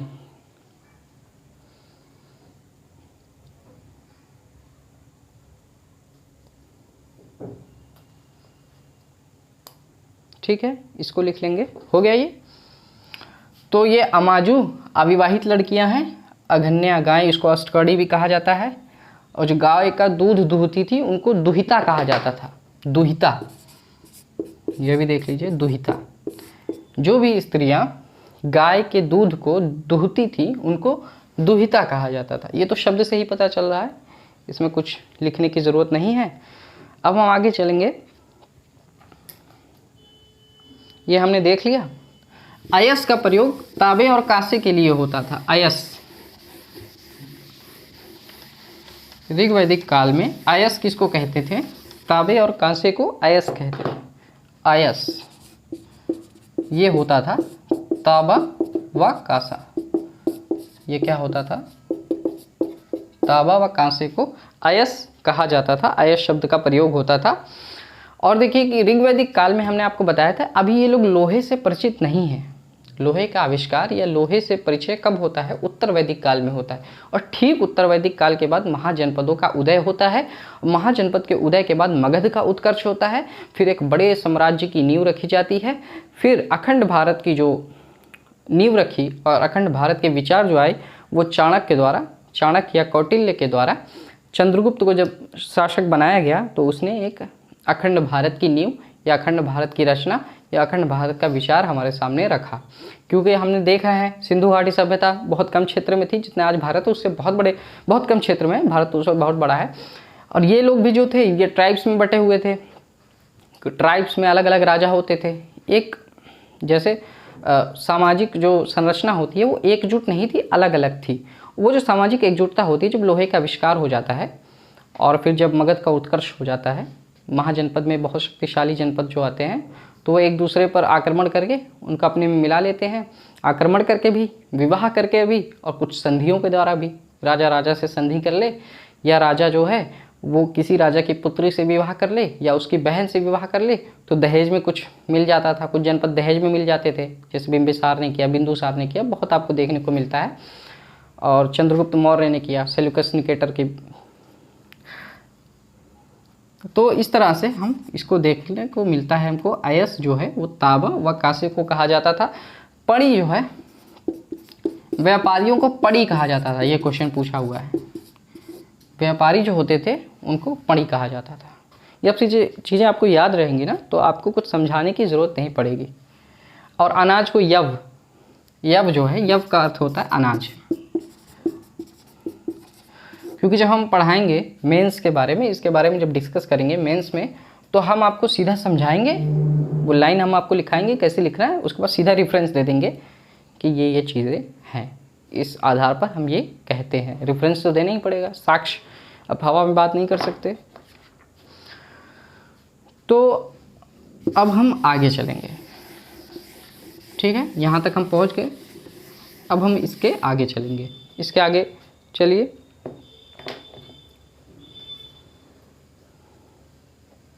यहाँ के जो लोग थे, एक पॉइंट है इसमें कि ये बहुदेववादी तो थे, बहुदेववादी होते हुए भी एकेश्वरवादी थे। बहुदेववादी होते हुए भी, बहुदेववादी होते हुए भी यह एकेश्वरवादी थे। इसका अर्थ क्या है? जैसे अब इसका अर्थ समझ लीजिए कि बहुदेववादी होते हुए भी एकेश्वरवादी कैसे। अब जैसे ईश्वर एक है, ये एकेश्वरवादी अवधारणा है, ठीक है, ये समझ गए हम। अब इन्होंने नियुक्त किया है, जैसे इंद्र हैं, वर्षा करने के लिए इनको नियुक्त किया गया है। वरुण है, ये समुद्र के देवता हैं। उसी तरह बहुत सारे ऐसे देवता हैं, लेकिन जो सर्वोच्च शक्ति है वो ईश्वर की है। इसी को कहते हैं बहुदेववादी होते हुए भी एकेश्वरवादी होना।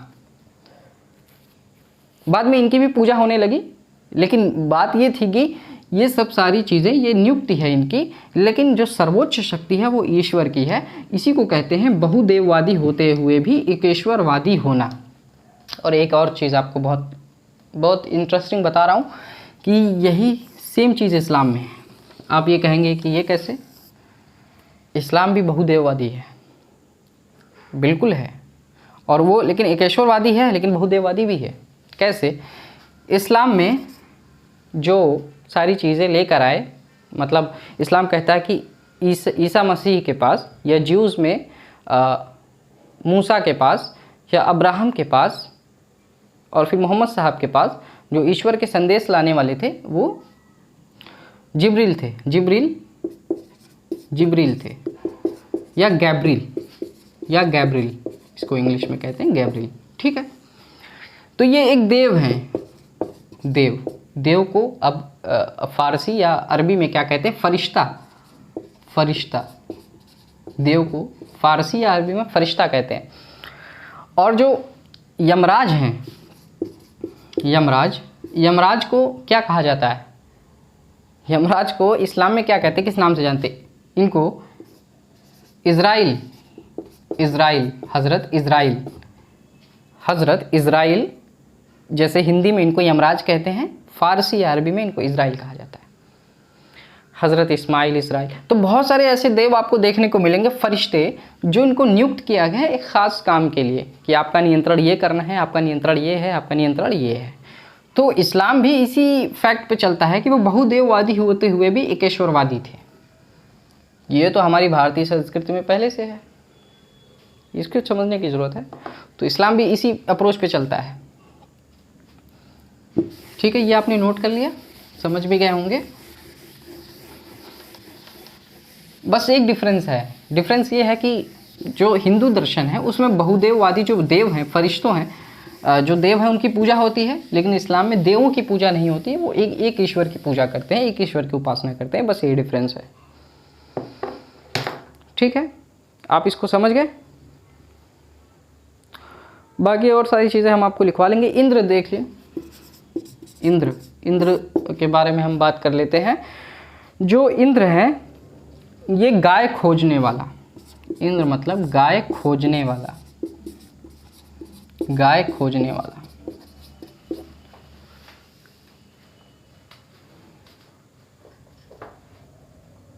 इंद्र जो है इनको गाय खोजने वाला ऐसा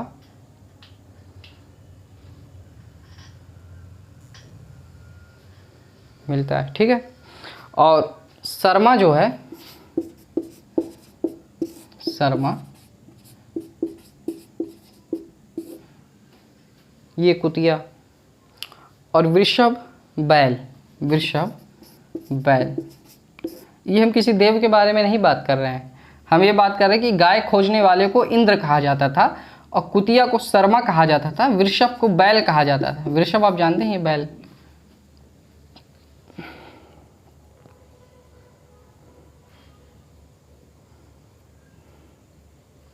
वह सूर्य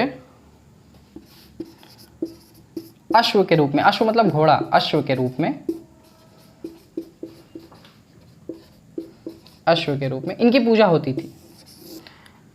जैसे इंद्र गाय खोजने वाले, शर्मा कुतिया, वृषभ बैल, सूर्य अश्व के रूप में इनकी पूजा होती थी, इनकी पूजा की जाती थी या होती थी। या आप लिख सकते हैं, इसको छोड़ भी सकते हैं, मैंने आपको बता दिया ताकि आपको याद रहे, कभी पूछ ले, ये तो ज़्यादा डेप्थ हो जाएगा फिर। अभी हम आगे चलते हैं, आगे चलते हैं। आगे में ये है कि ऋग्वैदिक देवकुल में देवियों की संख्या नगण्य थी। आप देखेंगे कि जो ऋग्वैदिक काल है उसमें देवों की संख्या अधिक है ना कि देवियों की, और देवियों की संख्या एकदम नगण्य है, बहुत बहुत रेयर आपको देखने को मिलेंगी। हमने जब देखा था सिंधु घाटी सभ्यता को, तो सिंधु घाटी सभ्यता में हमने ये देखा था कि किस आधार पे हमने उसको मात्र सत्तात्मक समाज कहा था। इस आधार पर कि जो मिट्टी और मोहरें मिली हैं, मिट्टी की मूर्तियाँ और मोहरें मिली हैं, उन पर ज़्यादातर चित्र महिलाओं के थे और मिट्टी की मूर्तियों में ज़्यादातर मूर्तियाँ महिलाओं की थी। तो हम ये उसका आकलन करते थे कि हम इस आधार पर कहते थे कि वहाँ महिलाओं की स्थिति अच्छी थी और सभी लोग अपने आप को अपनी माँ से, माता से या महिलाओं से जोड़ते थे, तो मात्र सत्तात्मक समाज था। जब हम ऋग्वैदिक काल में आते हैं तो उसमें ये होता है कि ज़्यादातर देवों की, और देव मतलब पुरुष ही, ज़्यादातर पुरुषों की हमको पूजा देखने को मिल रही है, पुरुष के रूप में हम देव को प्रस्तुत कर रहे हैं या ईश्वर को प्रस्तुत कर रहे हैं। तो ये इस वजह से ये पितृसत्तात्मक समाज था, यही बात है। और ऋग्वैदिक में 33 देवों की श्रेणियां हैं, 33 देवों की श्रेणियां, इसको समझिएगा। बहुत लोग इसका मिसकॉन्सेप्शन है। सबसे पहली चीज़, मिसकॉन्सेप्शन को पहले हटाइए। कौन सा मिसकॉन्सेप्शन है? कि हिंदू दर्शन में 33 करोड़ देवी देवता हैं, 33 करोड़ देवी देवता हैं। ये बात बिल्कुल गलत है। हिंदू धर्म में 33 कोटि देवी देवता हैं, कोटि मतलब श्रेणी देवी देवता हैं, ना कि। अब ये विचार कहाँ से आया? जब एक अच्छा इतिहास लिखने के लिए, हिस्ट्री लिखने के लिए ऋग्वैदिक काल का अनुवाद अंग्रेज कर रहे थे या जो भी लोग कर रहे थे, तो उन्होंने कोटि का उच्चारण करोड़ से कर दिया कि 33 करोड़ देवी देवता। लेकिन ऐसी कोई बात नहीं, 33 करोड़ देवी देवता जैसी कल्पना हिंदू धर्म या हिंदू दर्शन में नहीं है। बात यह है कि 33 कोटि देवी देवता की बात हिंदू धर्म में होती है। यही बात है कि 33 देवी देवताओं की श्रेणियाँ, यही आप कह सकते हैं। तो 33 करोड़ देवी देवताओं का ये मिसकॉन्सेप्शन जो है वो बिल्कुल भी गलत है।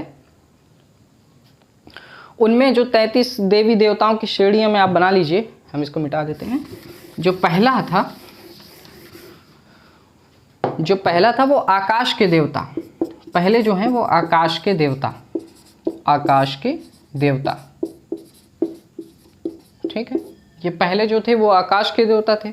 दूसरे जो हैं वो अंतरिक्ष के देवता, अंतरिक्ष के देवता, ठीक है। तीसरे जो थे वो पृथ्वी के देवता, पृथ्वी के देवता, ठीक है।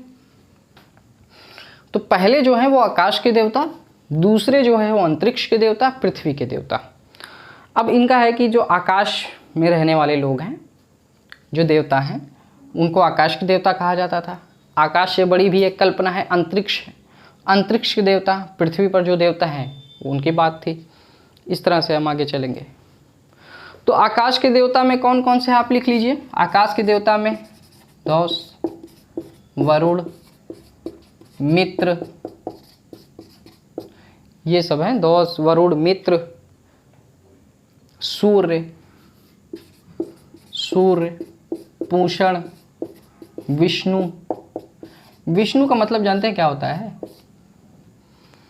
विष्णु का मतलब होता है पालने वाला, पालने वाला, जिसको उर्दू में खालिक कहते हैं। खालिक, विष्णु का मतलब होता है पालने वाला। विष्णु और आदित्य, आदित्य, ये सब आकाश के देवता हैं। ये सब आकाश के देवता हैं। आप एक चीज़ सुनते होंगे, बोलबम, बोलबम जाता है ना तो वो कहते हैं बम। इसका मतलब क्या होता है? बम का मतलब बम नहीं, इसका मतलब होता है ब से ब्रह्मा, और ये जो बिंदी पे ब्रह्मा और विष्णु और महेश, इन तीनों को मिला के बम कहा जाता है। ब्रह्मा मतलब होता है क्रिएटर, क्रिएटर मतलब बनाने वाला। विष्णु मतलब होता है पालने वाला, विष्णु मतलब होता है पालने वाला। समझ गए? ये तो समझाने के लिए था, ये लिख लीजिए। धौस, वरुण, मित्र, सूर्य, पूषण, विष्णु, आदित्य, ये लिख लीजिए आप। अब हम अंतरिक्ष के देवता देख लेते हैं। अंतरिक्ष में जो रह रहे हैं उनमें कौन से हैं? इसको मिटा दे थोड़ा पहले। अंतरिक्ष के देवता देख लेते हैं। इनमें है इंद्र, वायु, इंद्र, वायु, यम, यम मतलब वही बताए यमराज। इंद्र, वायु, यम, और है पर्जन्य, प्रजापति। वायु के बारे में तो आप जानते ही हैं, इंद्र के बारे में जानते ही हैं कि इनका क्या काम था। प्रजापति को जानते हैं, प्रजापति मतलब होता है जो क्रिएटर्स, क्रिएटर्स का मतलब जो धरती पर, ये जो ब्रह्मा क्रिएटर मतलब ये मनुष्य के क्रिएटर इनको माना जाता है। प्रजापति का मतलब होता है ये जो सारी वस्तुएं जो लोग बनाते हैं, घर बार, तो इसको प्रजापति। यम के बारे में जानते हैं, यमराज। अब ये हो गया जो पृथ्वी के देवता। पृथ्वी के देवता हमने देखा था, पृथ्वी के देवता इनमें लिख लेंगे, इन सबको नोट कर लेंगे आप। ये इसलिए भी ज़रूरी है पढ़ाई के लिए भी, ये इसलिए भी ज़रूरी है कि आप जिस समाज में रह रहे हैं तो उसका ठीक ठाक पता आपको होना चाहिए। मान लीजिए आप नहीं भी मानते हैं या मानते हैं, लेकिन आपको पता तो होना चाहिए ताकि आप तर्क वितर्क कर सकें। ये भी बातें होती हैं। तो पृथ्वी के देवता में सबसे पहले पृथ्वी पे जो रह रहे हैं, सबसे पहले तो पृथ्वी ही है, फिर अग्नि है, सोम है, अग्नि है, सोम है, फिर बृहस्पति है। वैसे तो है बहुत सारे, क्योंकि 33 कोटि में बहुत सारे आते हैं। पृथ्वी, अग्नि, सोम, बृहस्पति आदि। पृथ्वी, अग्नि, सोम, बृहस्पति आदि, ये सारे लोग पृथ्वी के देवता। आदि मतलब इसमें और सारे होंगे, सारे तो लिखा नहीं सकते। और आप लिखेंगे। अब एक एक देव के बारे में हम समझ लेते हैं, किसकी क्या महत्व था और किसकी क्या इम्पोर्टेंस थी उस समय में।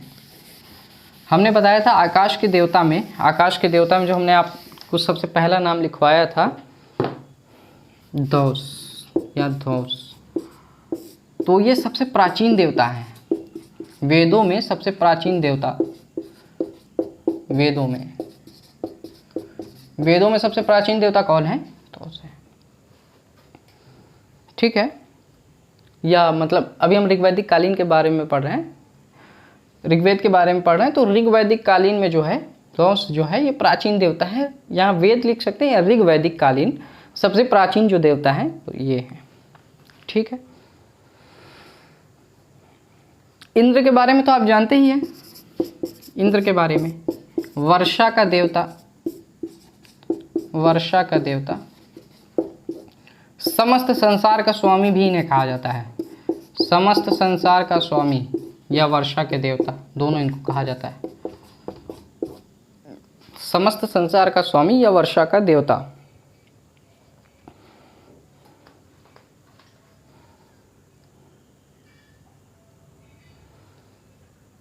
और एक देख लेते हैं अग्नि।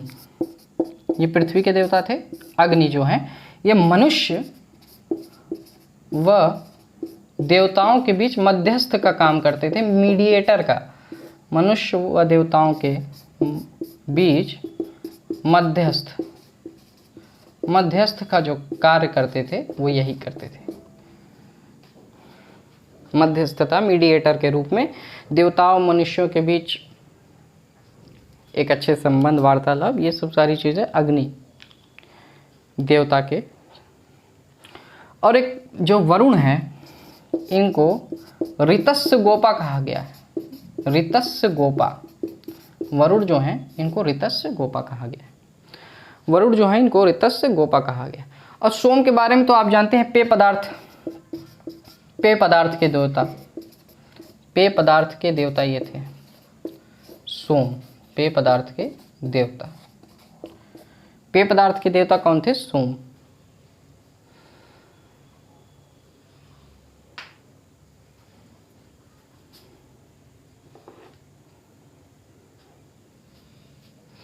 तो ये हो गया आपका। तो प्राचीन देवता वेदों में इंद्र वर्षा के देवता, ये समस्त संसार के स्वामी भी इनको कहा जाता है। ऋग्वेद में, हम इससे ऋग्वेद की बात कर रहे हैं, ऋग्वैदिक कालीन में अग्नि जो है मनुष्य व देवताओं के बीच मध्यस्थ का कार्य करते थे। वरुण को ऋतस्य गोपा कहा जाता था, सोम को पेय पदार्थ के देवता। अब जो हमारा गायत्री मंत्र है उसको लेकर भी प्रश्न पूछे जाते हैं, आपको पता भी होना चाहिए। गायत्री मंत्र, गायत्री मंत्र ये कहाँ पर है? ऋग्वेद के तीसरे मंडल में। ऋग्वेद के तीसरे मंडल में ये उल्लिखित है। ऋग्वेद के तीसरे मंडल में उल्लिखित है। और इसकी रचना किसने की थी? रचनाकार कौन है इसके? विश्वामित्र। जो गायत्री मंत्र है हम लोग आप लोग सुनते आ रहे हैं, ओम भूर्भुवस्सुवः तत्सवितुर्वरेण्यं भर्गो देवस्य धीमहि धियो यो न प्रचोदयात्। तो वो जो गायत्री मंत्र है वो ऋग्वेद के तीसरे मंडल में, और इसके रचनाकार विश्वामित्र है। ठीक है। अब ये लिख लेंगे, ऋग्वेद की जो धार्मिक जो दृष्टि थी, धार्मिक दृष्टि जो थी, ऋग्वैदिक जो धार्मिक दृष्टि जो थी, धार्मिक दृष्टि ऋग्वैदिक, आप ऐसे लिखेंगे ऋग्वैदिक धार्मिक दृष्टि जो थी वो मानवी व इहलौकिक थी। इहलौकिक मतलब समझते हैं, इहलौकिक मतलब इहलौकिक और पारलौकिक दो चीज़ें होती। इहलौकिक का मतलब हम इसी संसार की बात कर रहे हैं, इसी संसार में जो होना है वो होगा। परलौकिक की जो हम बात करते हैं मतलब इस संसार में परलोक जाने का जो दर्शन होता है या परलोक जाने की जो बात होती है, परलोक में जो हम रहने की बात करते हैं उसको परलौकिक कहा जाता है। ये बहुत, और इसमें मोक्ष की संकल्पना नहीं थी, ये भी जान लीजिए। मोक्ष की संकल्पना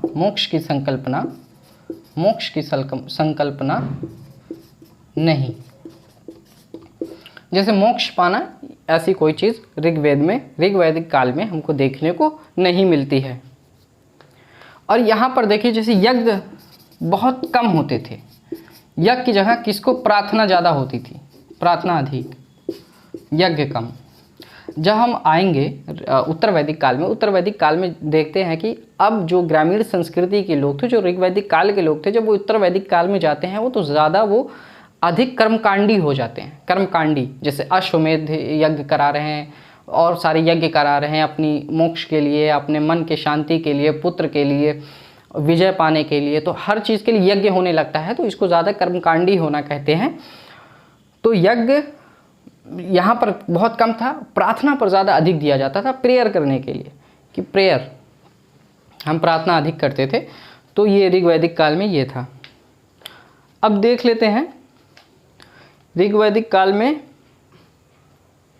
कुछ शब्दों को अब देखेंगे। इसको मिटा दें, ठीक है। थोड़ा सा इसको जल्दी देख लेते हैं क्योंकि ख़त्म करना है, फिर उसके बाद हम नेक्स्ट वीडियो में मिलेंगे। 1 घंटे से ऊपर हो गया है लगभग, कितना हुआ? ठीक है, थोड़ा सा इसको बस देख के ख़त्म करेंगे। अब देख लीजिए कि हमने आपको बताया कुछ शब्द लिख लीजिए, कुछ शब्द ऐसे करके हेडिंग डाल लीजिए, क्योंकि ऋग्वैदिक काल में तो भी हम ऋग्वैदिक काल ऐसे करके भी लिख सकते हैं। शब्दों को लेकर भी क्वेश्चन पूछा जाता है, इसको लेकर थोड़ा अवेयर रहिएगा। राजा के बारे में हमने आपको बताया था, इसको गोप्ता कहा जाता था। क्या कहा जाता था? गोप्ता। राजा को जो कहा जाता था वो गोप्ता। युद्ध जो होता था, युद्ध को क्या कहा जाता था? गाविष्ट गेसु गम। गविष्ट गेसु गम। इन सब का शाब्दिक अर्थ आप निकालेंगे तो कहीं ना कहीं गाय से रिलेट होगा, गाय से रिलेट होगा। हमने आपको पहले बताया था कि ऋग्वैदिक काल में जो सबसे ज़्यादा युद्ध हुए हैं, अभी हम जब चर्चा करेंगे ऋग्वैदिक कालीन समाज, ऋग्वैदिक कालीन धर्म, ऋग्वैदिक कालीन अर्थव्यवस्था, तो उनमें हम इन सब चीज़ों की चर्चा करेंगे। तो गविष्ट गेसु गम, तो जो सबसे ज़्यादा युद्ध होते थे वो गायों को ही लेकर होते थे। और गोत्र कैसे डिसाइड होता था? जिसके पास अधिक गाय हैं और उसके हिसाब से गोत्र भी डिसाइड होता था, तो गायों का अधिक महत्व होता था। ये चीज़ हमको देखने को मिलती है। फिर लांगल। लांगल किसको बोलते थे? हल को। हल को लांगल कहा जाता था। हल को लांगल कहा जाता था। अनाज जो है, अनाज तो आज भी शब्द प्रयोग होता है, ये तो धान्य आप तो जानते हैं। सीता। सीता खेत में हल चलाने के बाद बनी नालियों को सीता कहा जाता था। खेत में हल चलाने के बाद, हल चलाते हैं ना तो उसमें नालियाँ बन जाती हैं। खेत में हल चलाने के बाद जो नालियाँ बनती थी उनको सीता कहा जाता। हल चलाने के पश्चात नालियाँ, उनको क्या कहा जाता था? सीता। ठीक है, आगे चले। हो गया। खिल्ल किसको कहते थे? खिल्ल। खिल्ल। खिल्ल जो होता था ये चारागाह।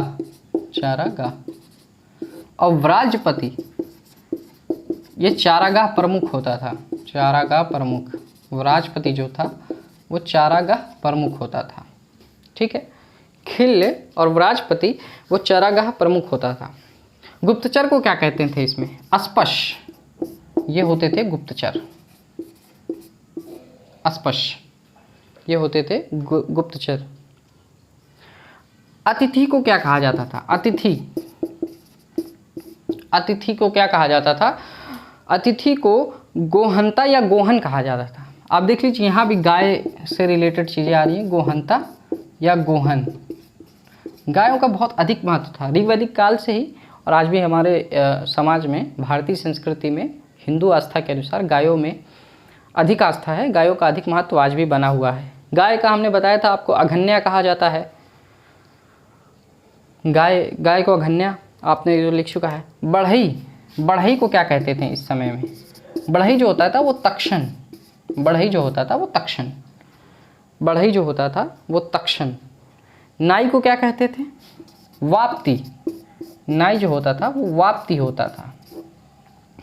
बढ़ई को तक्षण कहा जाता था और नाई को वाप्ती कहा जाता था। ठीक है, अब आगे चलेंगे। खिल्ल जो है चारागाह, व्राजपति चारागाह प्रमुख, अस्पश गुप्तचर, ये लिख लिया होगा आपने।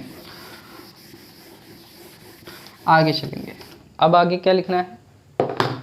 जो सूदखोर होते थे, जो ब्याज लेते, सूद मतलब समझते हैं ना, ब्याज, तो उनको क्या कहा जाता था? वेकनाट। सूदखोर को वेकनाट कहा जाता था। और जो परिवार का प्रधान होता था, परिवार का प्रधान हमने कहा मुखिया के रूप में जो होता था, प्रशासन की सबसे छोटी इकाई जो थी, वो आज भी हमारे जीवन में है, हमारे समाज में है। इनको कुलप कहा जाता था। कुलप।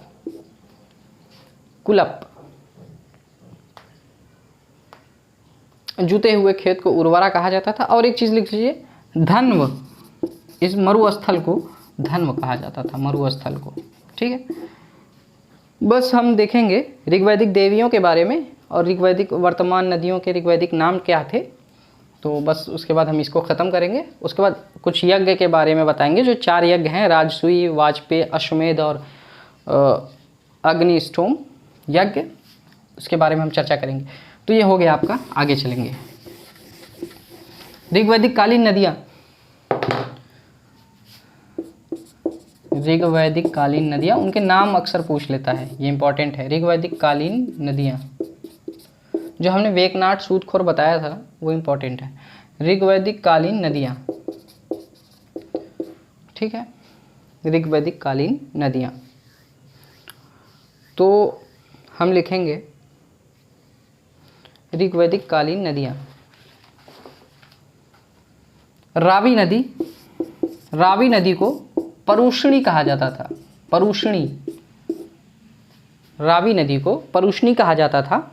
और शतुद्री, शतुद्री, सॉरी इधर लिख दिया, सतलज को शतुद्री कहा जाता था। सतलज जो है वो शतुद्री कहा जाता था, सतलज को शतुद्री कहा जाता था।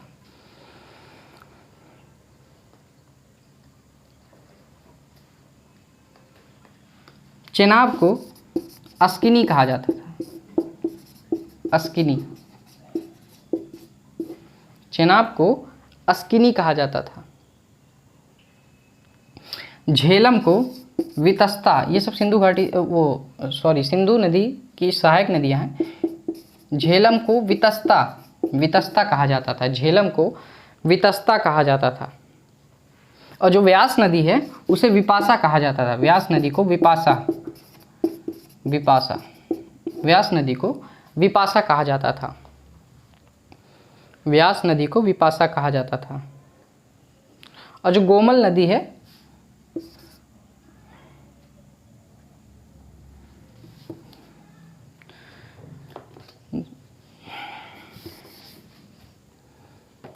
गोमल नदी जो आज वर्तमान में आधुनिक नाम है, इसको गोमती के नाम से जानते थे,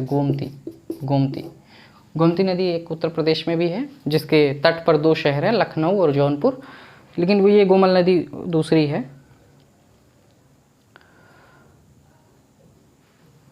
और जो काबुल नदी है, काबुल नदी ये अफगानिस्तान में है, इसको कुभा नदी, कुंभा या कुभा नदी उस वक्त कहा जाता था। तो इससे भी आप समझ रहे थे कि अफगानिस्तान भी उस समय ऋग्वैदिक काल में वहाँ तक की संस्कृति, वहाँ तक का जो भौगोलिक विस्तार है वो उसकी सभ्यता का था, ऋग्वैदिक सभ्यता का था।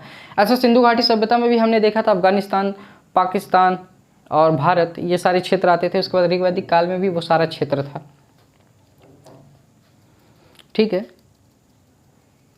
जो गंडक नदी है उसको सदानीरा कहा जाता था, गंडक को सदानीरा, सदानीरा का मतलब होता है हमेशा पानी जिसमें रहता है, सदा मतलब हमेशा, नीर मतलब पानी, सदानीरा। एक और नदी है कुर्रम, ये भी अफगानिस्तान में है, और इसको कुर्रम नदी को कुमा कहा जाता था, कुमा, कुर्रम नदी को कुमा कहा जाता था, कुमा या कुमू, कुमू आप लिख लीजिए या कुमा, दोनों वही बात है, कुमू या कुमा, कुर्रम नदी को कहा जाता था। और सिंधु नदी, इंडस जिसको हम आज कहते हैं इंडस, इसको सिंधु नदी कहा जाता था। सिंधु नदी तो आज भी कहते हैं, लेकिन इंडस ज़्यादा लोग कहते हैं, तो इंडस को सिंधु नदी। ये हो गया आपकी नदियाँ और इनके नाम पूछते हैं, ये इंपॉर्टेंट है, पूछता है, ये पूछता ही है, कब पूछ ले कोई कंफर्म नहीं है, तो आप इसको याद कर लीजिए, बहुत आसान है। रावी को परुष्णी, सतलज को शतुद्री, जेनाब को अस्किनी, झेलम को वितस्ता, व्यास को विपासा, गोमल को गोमती, काबुल को कुभा, गंडक को सदानीरा, कुर्रम को कुमू और इंडस को सिंधु, ठीक है। अब ऋग्वैदिक थोड़ी देवियाँ देख लें, इंपॉर्टेंट है। ऋग्वैदिक देवियाँ कौन कौन सी थी, नाम उनके आपको पता रहेंगे तो आप रेफरेंस थोड़ा दे पाएंगे मेंस में कि इन देवियों के भी नाम हमको ऋग्वैदिक में देखने को मिलते हैं। ऋग्वैदिक देवियाँ आप लिख लीजिए, ऋग्वैदिक देवियाँ। इसके बाद हम टॉपिक को ख़त्म करेंगे, वो यज्ञ पढ़ाकर टॉपिक को ख़त्म करेंगे। ऋग्वैदिक देवियाँ में जो है अदिति, अदिति हैं, उषा हैं, पृथ्वी हैं, आया हैं, आया, ये सब ऋग्वैदिक देवियाँ हैं, आया। और रात्रि, रात्रि भी, आरण्यनी ये भी हैं, और इला ये ऋग्वैदिक है। अरण्यानी अदिति उषा पृथ्वी आया रात्रि अरण्यानी इला। ठीक है, ये ऋग्वैदिक देवियाँ हैं। अब सीधा आ जाते हैं ऋग्वैदिक यज्ञ पर। ऋग्वैदिक यज्ञ, ऋग्वैदिक यज्ञ, इसी बात कर लेते हैं। ऋग्वैदिक यज्ञ, ऋग्वैदिक यज्ञ, एक एक यज्ञ के बारे में चर्चा करेंगे। पहला आप लिखिए राजसू यज्ञ, राजसू यज्ञ हम आपको लिखवा देते हैं। राजसू यज्ञ ये होता था कि जब राजा का सिंहासन रोहण होता था तो ये राजसू यज्ञ होता था। आप देखेंगे जब बाहुबली मूवी देखते हैं, जब उसका सिंहासन रोहण होता है तो वहाँ पर एक यज्ञ होता है ना, एक पंडित जी बैठे रहते हैं, वो यज्ञ करते हैं। तो वो जब सिंहासन रोहण की स्थिति होती है तो राजसू यज्ञ होता है। तो आप इसमें लिखेंगे राजा के सिंहासनारोहण से संबंधित, राजसू यज्ञ में राजा के सिंहासनारोहण से संबंधित। दूसरा है वाजपेयी यज्ञ, इसमें आप लिखेंगे राजा के सिंहासनारोहण से संबंधित, वाजपेयी यज्ञ दूसरा है, वाजपेयी यज्ञ, वाजपेयी यज्ञ। अब वाजपेयी यज्ञ क्या है? शौर्य व मनोरंजन से संबंधित यज्ञ। जब किसी को अपना शौर्य दिखाना होता है, ये इंटरटेनमेंट के लिए, तो ये यज्ञ किया जाता था। शौर्य प्रदर्शन व मनोरंजन से संबंधित यज्ञ। वाजपेयी यज्ञ क्या था? शौर्य प्रदर्शन एवं मनोरंजन से संबंधित यज्ञ। अब तीसरा है अश्वमेध यज्ञ। इसमें जानते हैं घोड़े छोड़े जाते थे, वो जितनी दूर तक जाएंगे वो क्षेत्र उसी राज्य का हो जाएगा, ऐसी कल्पना थी। तो अश्वमेध यज्ञ में लिखेंगे राजनीतिक विस्तार हेतु। राजनीतिक विस्तार होती, कैसे किया जाता था राजनीतिक विस्तार? इसमें कुछ सैनिकों के साथ घोड़ा स्वतंत्र छोड़ा जाता था, वह घोड़े जितने क्षेत्रों में जाता था वहाँ राजा का अधिकार हो जाता था, ऐसे ही होता था। तो इसमें लिखेंगे अश्वमेध यज्ञ राजकीय विस्तार हेतु या राजनीतिक विस्तार हेतु। राजनीतिक विस्तार हेतु इनमें क्या है कि घोड़े को सैनिकों के साथ, जैसे सैनिक पीछे दौड़ रहा है एक घोड़े पे, एक घोड़े को स्वतंत्र छोड़ा जा रहा है, तो वो उसको फॉलो करते हुए जाता था कि ये कितना क्षेत्र कवर कर रहा है, और जितने क्षेत्र तक वो दौड़ेगा, जितने क्षेत्र को कवर करेगा, उस पे अधिकार राजा का ऑटोमेटिकली हो जाएगा। यही बात समझने की थी। लास्ट है चौथा अग्निस्टोम, अग्निस्टोम यज्ञ, अग्निस्टोम यज्ञ। चौथा है अग्निस्टोम यज्ञ। इसमें क्या होता था कि देवताओं को प्रसन्न करने के लिए अग्नि को पशु बलि दी जाती थी। देवताओं को प्रसन्न करने हेतु अग्नि को पशु बलि दी जाती थी। जैसे जो देवता थे उनको खुश करने के लिए अग्नि देवता को, पशु बलि का मतलब होता था कि पशु को काट कर उसकी बलि चढ़ाई जाती थी। तो ये अग्निस्टोम यज्ञ होता था, पशु बलि दी जाती थी देवताओं को प्रसन्न करने हेतु। ये हो गया ऋग्वैदिक काल के प्रीलिम्स फैक्ट खत्म। नेक्स्ट वीडियो में हम उत्तर वैदिक काल के प्रीलिम्स फैक्ट जल्दी से देखेंगे, उसके बाद फिर हम मेंस पे डिस्कस करेंगे, और मेंस हम ऋग्वैदिक काल उत्तर वैदिक काल एक साथ लेकर चलेंगे। पहले हम अगर पढ़ेंगे किसी टॉपिक को, सबसे पहले अगर हम पढ़ रहे हैं कि ऋग्वैदिक कालीन समाज के बारे में पढ़ेंगे, तो नेक्स्ट टॉपिक हमारा होगा उत्तर वैदिक कालीन समाज। तो एक दूसरे को रिलेट करके आराम से ऐसे चलेंगे, धीरे धीरे आराम से चलेंगे, ठीक है। तो आज के लिए इतना ही, मिलते हैं नेक्स्ट वीडियो में। आप लोगों का बहुत बहुत शुक्रिया हमसे जुड़े रहने के लिए। लाइक कर दीजिए, सब्सक्राइब कर दीजिए और शेयर कर दीजिए ताकि परिवार बढ़ता रहे। बहुत बहुत धन्यवाद। जय हिंद, जय भारत।